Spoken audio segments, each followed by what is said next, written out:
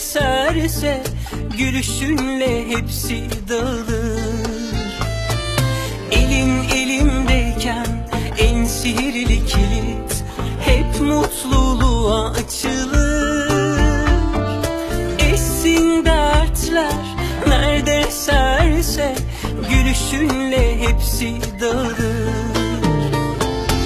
Önce kalbime sonra evime girdin ya, nasıl mutluyum.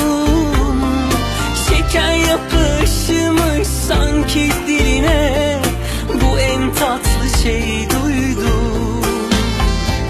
Önce kalbime sonra evime girdin ya, nasıl mutluyum.